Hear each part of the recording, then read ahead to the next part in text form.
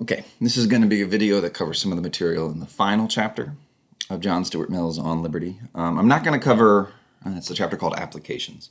I'm not going to cover everything he mentions, in part because I feel like this chapter is the most straightforward. Also because it deals with issues that are not entirely current. There's a lot of things that were being debated politically in the United Kingdom in the mid-1800s that he's addressing himself to. He's trying to find topical applications, but they're not so much topical for us anymore. What I do want to bring to your attention is some of the things that Mill says in this chapter that are going to help explain the transition from classical liberalism to what's sometimes called modern liberalism. Right? So let's talk a little bit about that. As I said in previous videos in this course, we in America use the term liberal in a very restricted sense. The way we use the word liberal means that John Locke isn't a liberal. It would also mean John Stuart Mill isn't a liberal. And that's part of what makes the way we use it kind of absurd. We mean by liberal sort of left-wing Democrat, someone who supports the welfare state, someone who supports, or rather opposes laws that attempt to defend traditional values, especially traditional religious values. And that isn't Mill or Locke. They're both classical liberals. If you would have asked either Locke or Mill, what do you think of Social Security? They probably would have said, no, we don't like that. Right? They would have opposed Social Security. If you asked them what they thought of Medicare for all, which we don't have, but lots of people are pushing for, they would have opposed Medicare for all. They would have opposed providing medical care freely to everyone. Whereas most liberals today are in favor of, if not those very programs, programs like that. Liberals of today tend to agree with Locke and Mill on issues of free expression and freedom of association. Although there's a little bit of a twist on American liberalism when it comes to that. Maybe I'll talk about that at the end of this video. But where they disagree is with the conclusions that they accepted, people like Locke and Mill and other classical liberals, when it came to the government's relationship to economic matters.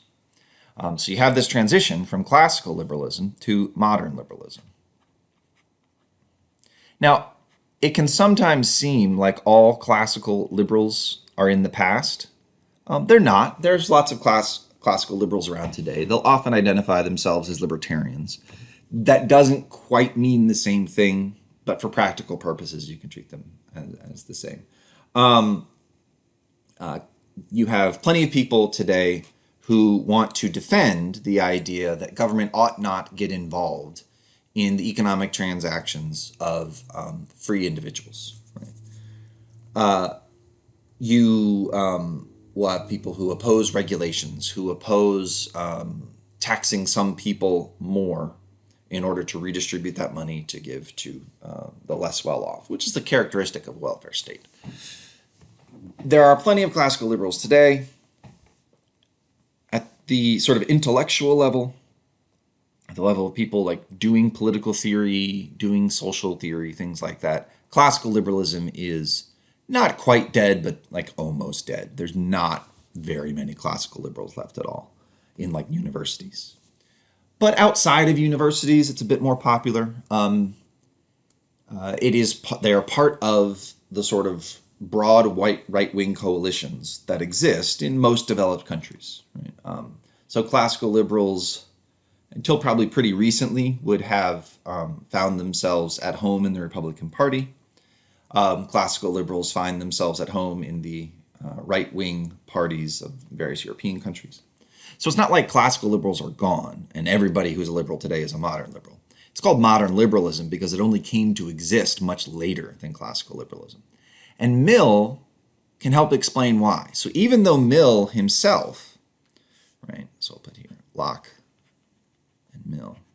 Even though Mill himself, when he wrote this book, was a classical liberal, and some of those commitments come out in the chapter on applications, the kind of arguments that Mill makes for liberalism are such that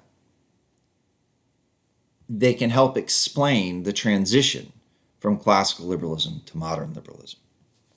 What do I mean? Well, to focus on one thing, something he brings up early in the chapter, when Mill talks about the fact that just because something does affect other people doesn't mean it should be regulated. So he's been, throughout the first 4 chapters, I guess, at pains to argue that only behavior that individuals perform, or behavior that they engage in, rather, that affects other people can be the target of coercive force, state action, or coercive social force. But that doesn't mean anytime you affect someone else, it's appropriate to use coercive force. It's just that it's never appropriate when what you're doing doesn't affect anyone else, when it doesn't end up by impacting their rights. Okay. So the example he uses is that whenever we're involved in any kind of competitive activity, where our success means someone else's failure, right? And so we're clearly affecting them. We're clearly having a significant impact on their life. But competitive activities is sort of like the whole of a market economy. People are competing. People are competing to get contracts. People are competing to sell goods. People are competing to, competing basically to acquire as much market share as possible, or to acquire as much goods as they can at the lowest price possible. And given the way competition works, there are going to be losers, right? Otherwise, it's not a competition. And Mill says, despite the fact that this clearly involves having an impact on other people, you do things to people in markets that, if they happened outside of markets, would clearly not be okay, right? You can, by taking certain actions in a competitive situation, cause someone's business to fail and cause them to end up like being homeless and stuff. If you did that in any other context, right, everybody would agree, well, you're not supposed to do that, right? But in the context of a competitive marketplace, Mill says it's all right. Why? Well, because Mill says it works out for the best. Mill says even though the arguments he's making in this book do not give any reason to leave sort of the competitive marketplace alone, it's still the case that you should leave it alone, right? So what Mill says is, he talks about principle of liberty. This is what he's been defending throughout the book. The principle of liberty does not lead to free market economics.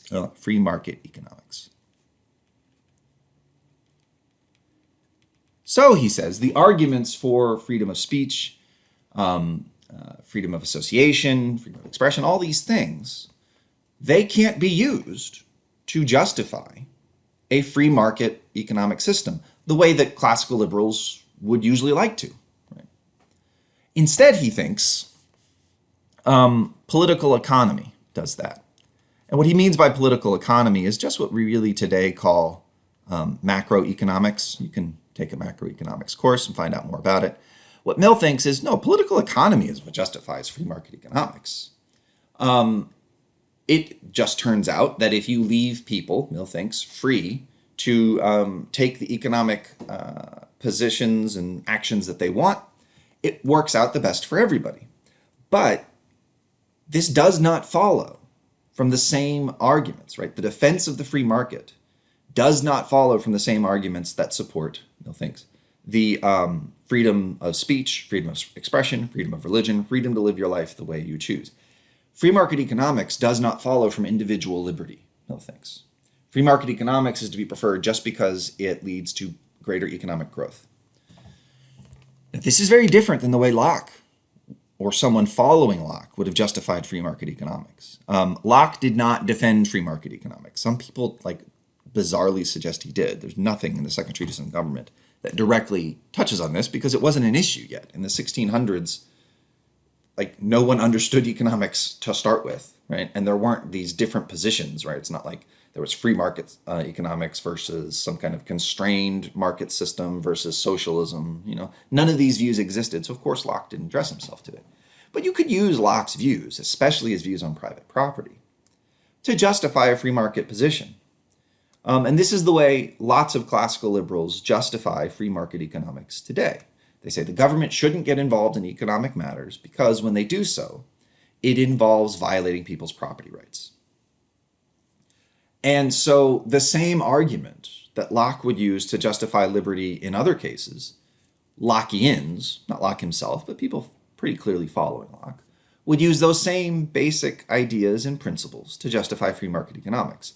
So, given the way Locke defends liberalism, free market economics is necessarily going to end up being a part of liberalism, right? You're going to have less regulation. You're going to have the government not constraining what individuals or firms do in the marketplace.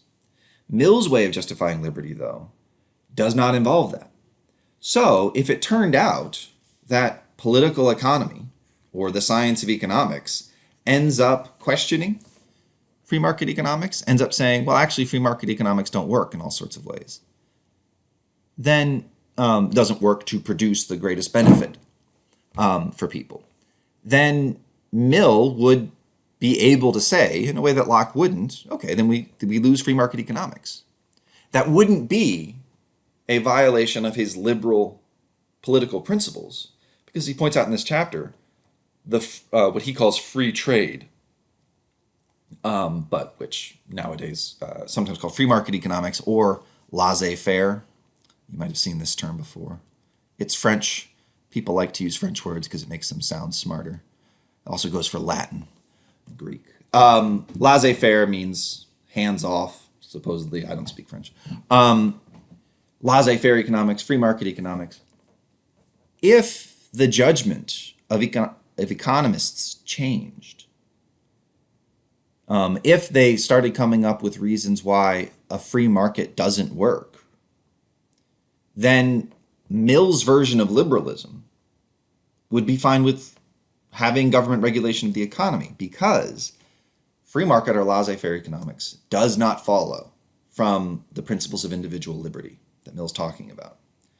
Which means the only thing you would have to do to take Mill, or a view like Mill's, from classical liberalism into modern liberalism is have a change in consensus among economists. And that's pretty much what happened, right? There are still lots of free market economists out there, but the majority of economists admit that there's all sorts of problems that free market economics presents. You can take courses on this, but basically it's the problem of externalities, right? A completely free market system seems to allow people to take the costs of their behavior and push them off onto others to pay, right? So a classic version of this would be pollution. If you've got a factory and you're making all sorts of stuff, right? You're making cars at this factory, let's say, and you're selling the cars.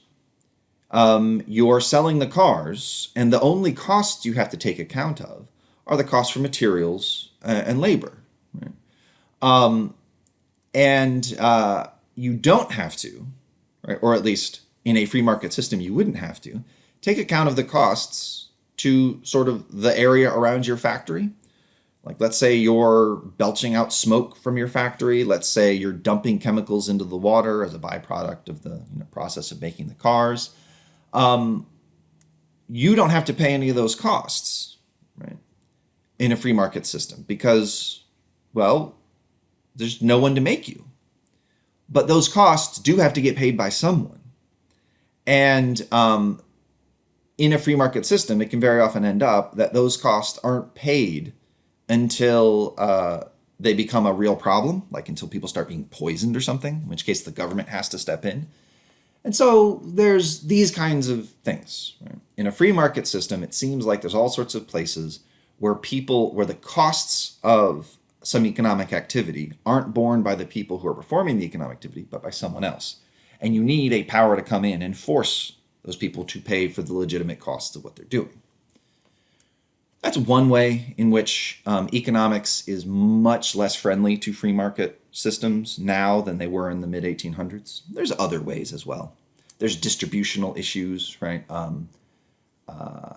It's become pretty clear that if you don't have government intervention in the economy, you do end up with more wealth overall, but at the bottom of the economic ladder, you end up with like really severe suffering due to poverty. So those kinds of considerations have led lots of economists, the majority of economists really, the consensus view of economists, not the universal view, but the consensus view of economists, to say, well, we need some deviations.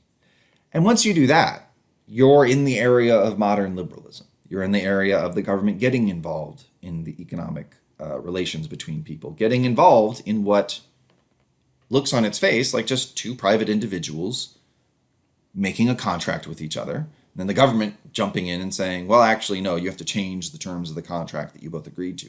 For someone like Locke, that's out. And it doesn't matter what economists say, because what economists say has nothing to do with why a Lockean would object to that. A Lockean would say, when people make a contract, as long as they're not violating the rights of anyone else, then that's it. Right? They get to make that contract. But on Mill's version of liberalism, that's not the case. On Mill's version of liberalism, if it impacts someone else, if it harms someone else, then it could potentially be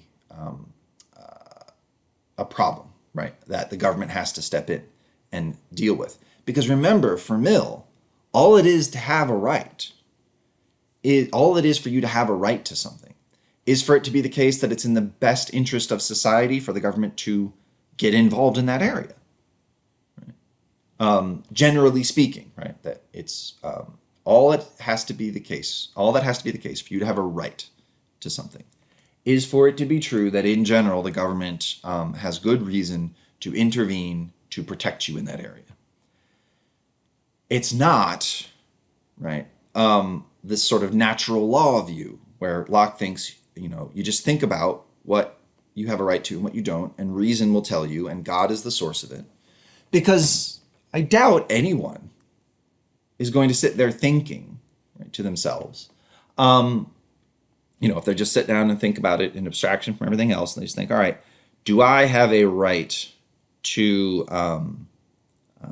I have a right that means that people have to pay more for their cars, and that the company that makes the cars has to put money aside to pay for the negative health effects of the factory making the cars? No, I mean, that doesn't seem obvious anyway. But for someone like Mill, if the evidence was right, Mill would say, well, yeah, the government has good reason to punish, right, or to force the car company to absorb the costs that result from the pollution it produces. And because of that, right, that means people have a right to the clean air, right? That's just what a right is for Mill.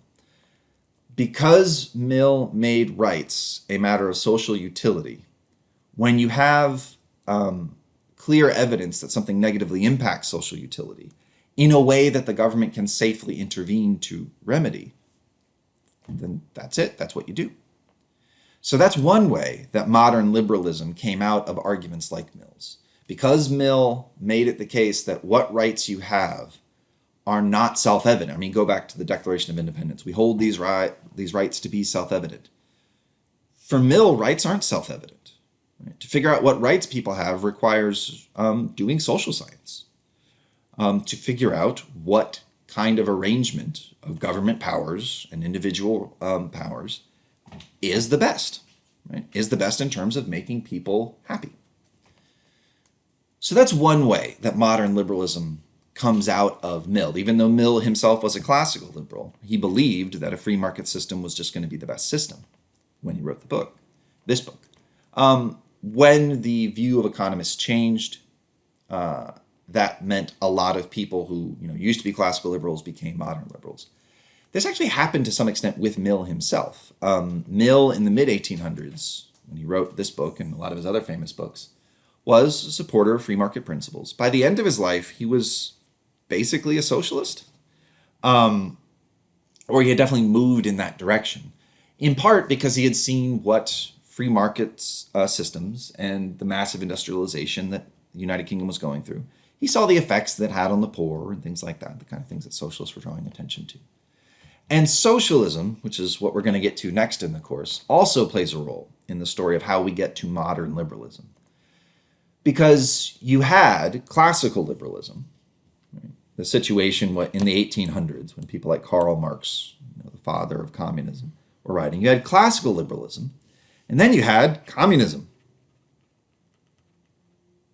And there were lots of people who were sensitive to the kinds of criticisms communists were making, but didn't want to be communists.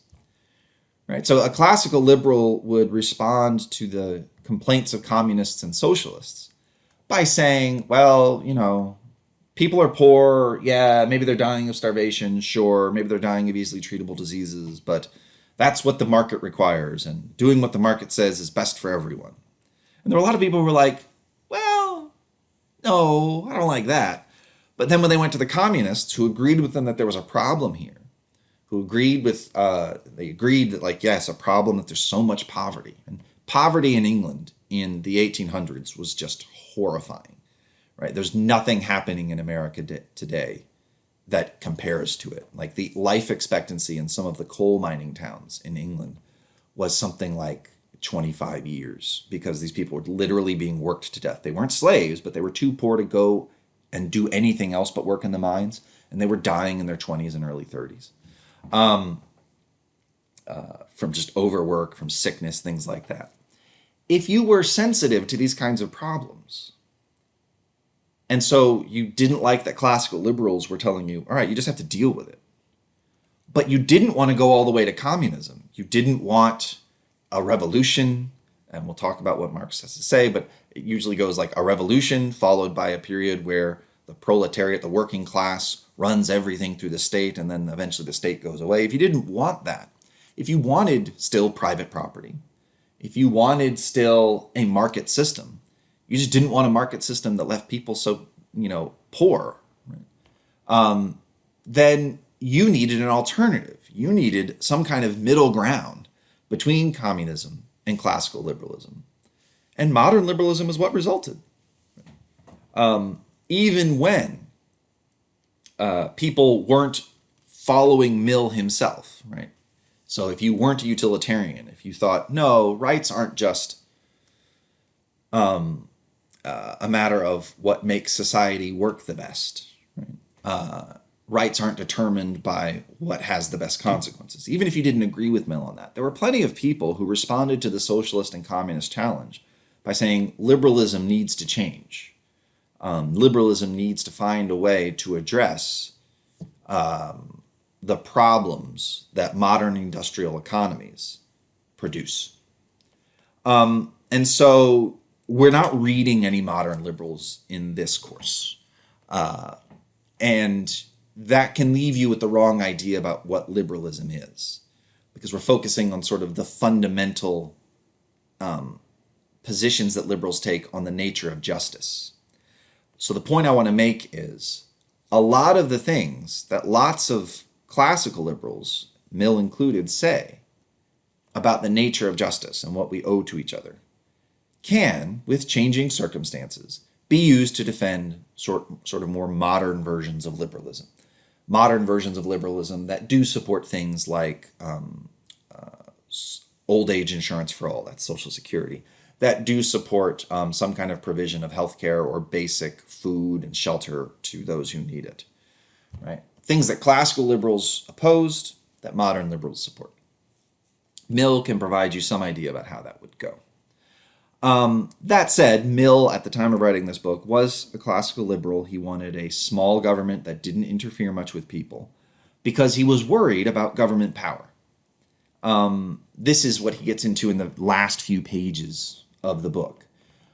which is that there are sort of three categories of situations. One, where individuals can clearly do a better job in some area than the government. If you're deciding whether government should get involved in some issue, ask yourself, can individuals get involved better than the government can? Can they do a better job? When that's the case, don't let the government get involved. Right?